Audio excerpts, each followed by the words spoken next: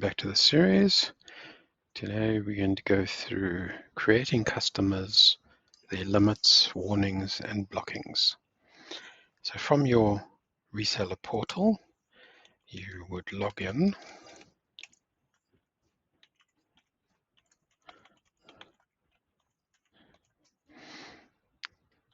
All customer interactions for new customers, existing customers, all exist under the users.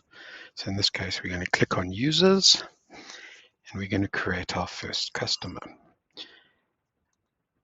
First customer's default settings, if you recall from the first video, came from under settings, the default user menu. So this is just think of it as first layer of protection, just in case one of your staff members doesn't limit anything, at least your default user limits are in place. In this case, we're going to create a new user. So this will be the username. This is the username that the user can log on to see his customer. The customer can contain multiple SIP devices. So think of it as a one-to-many relationship, one customer, multiple devices. I'm just going to create this customer as demo user 1. I'm going to choose the option to generate a password. Copy that password for me so we can use it later on. And then we would set the parameters. In this case, it's a user account. He's got full access to the system. I'm going to use the rate sheet that we created last, which was the demo end user rate sheet. And I want to give this customer a little bit more balance because he's got a couple of extensions, multiple users. We will keep his daily balance limit at 100 Rand. Remember, the daily balance limit is how much calls or value of calls he can create in the 24-hour period from 000 through to 2359. So it's on that day, where the credit limit is the overall credit limit for the month. Minimal charge for calls, we're not using it, but you could enable it if you want and set a minimum charge for calls. So you, even though, for example, a rate to Vodacom is 25 cents, you could say no, minimum charge for calls is 15 cents, for example. So even if he does a 2-second call, he would be charged 15 cents. Likewise, minimal charge for calls date. So that's in that month, minimal charge for calls. Postpaid or prepaid customer. Most customers would end up being postpaid. It's the nature of voice. You bill everybody in arrears. You could, if you want, create them as prepaid and then load them with the balance and top them up. Allow lost calls. That's for if you want the system to allow calls to be made to destinations that would cost you more than what your selling rate is set to. I advised not turning that on. Hide non-answered calls. So that would hide from the call statistics for the user any calls that are not answered.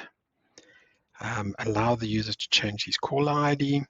Normally you don't want this set on at a user level. You want to control what the caller IDs are, because caller IDs can be abused. Call limit. So this is one of the fraud detection mechanisms. How many simultaneous call can this customer across all these devices use? I'm going to leave this on 4 for now. Inbound concurrent limits. So this is the amount of concurrent inbound calls to his DIDs. Max call rate. So if you want a protection mechanism, because remember there are some destinations that cost 100 Rand plus, like the Inmarsat satellite destinations.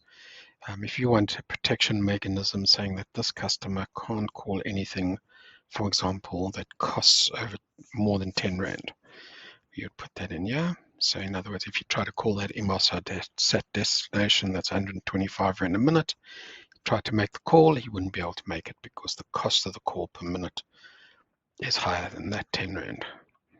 Default currency, South African Rand. Time zone, we've set this from the default user as Pretoria. PBX pool, we'll discuss that in another video when we discuss devices and DIDs. Show stats from user perspective, so that's always turned on based on their time zone that they elect.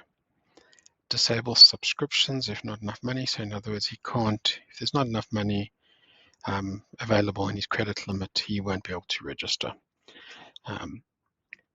Show price in last call, so if on the last calls menu, he can see the cost of the calls. Hide financial data in quick stats. On the quick stats page, which is your start page, you can hide the financial stats for that user. Show statistics. In this case, it is today less one, so in other words, yesterday and today. Then you're going to go, the important things are blocking. So this is if you want to, by default, you would have an account not blocked because you want to allow a customer to make calls. However, there might be a time that a customer tells you he's going to leave you and he no longer wants to use your system. You can then set the future date. So you can say it's not blocked now, but we are going to block it, for example, on the 31st of March. Come the 31st of March, he would be blocked. I would suggest making that, in this case, the 1st of April. So in other words, he can make calls still on the 31st of March. Block at, so this would be a time. I would set that early and to turn it on. So even when he's blocked, do you want him to be able to allow him to log on and receive emails? If he's blocked, he's blocked. Normally you don't need him to have access to the system anymore, but you might want to be able to let him have access so he can see his call records for a period of time. Warning balances, so this would allow you to send users warnings when they drop below a certain balance. So in other words, in this case, user, we set from the default user options that he'd get a warning at 50 Rand balance left, but you as the reseller would get the warning at 100 Rand left. So you should know before the end user. Generate invoices, self-explanatory, turn it on. Do you want to show zero cost calls? Yes or no. What do you want to send the user as part of the invoice process? Normally you do a PDF simplified and a more detailed CSV file. You can then set also the customer's details on the right-hand side. So first name, this customer is called Demo Bob, and his surname is Murphy.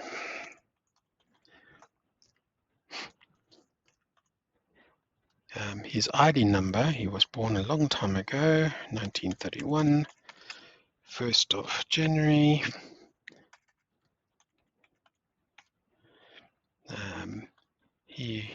Just for our record keeping, we know he speaks English.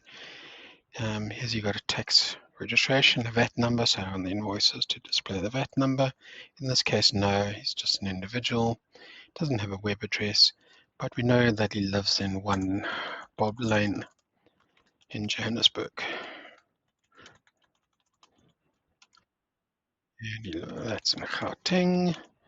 And his phone number we know is 011 745 321. His mobile number, he's a Vodacom user. And his email address is bob@murphy.com. So that would be the email address that the warnings get sent to. Users, warnings get sent to bob@murphy.com. Taxes, we're going to always charge in VAT because we are VAT registered and we are sending it out at 15%.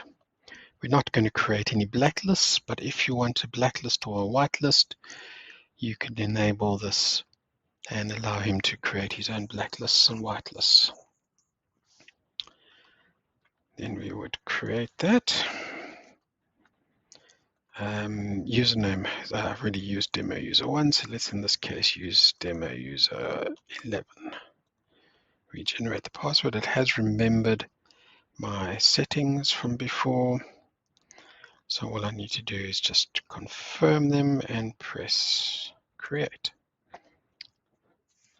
Okay, so now we have a customer created. This does not entitle him to make calls yet. You still have to create the SIP account. But if we edit this account, you just click on his name, or on the right hand side there's a pen on paper. You click on that, which we're going to edit. Just to refresh everybody, from the fraud detection and abuse protection, daily limit, that's the amount of calls or value of calls he can make in the current day. Credit limit, that's his overall credit limit. Then you've also got call limit. This is the protection mechanism to make sure you can't make multiple outgoing calls exceeding, in this case, 4. You've also got inbound protection for inbound calls, and you've also got typical method is the warnings, so user account warnings and reseller account warnings. That's all correct. And that's how you create a customer. In the next video, we will create devices, which will be the SIP accounts, assign a DID and a caller ID.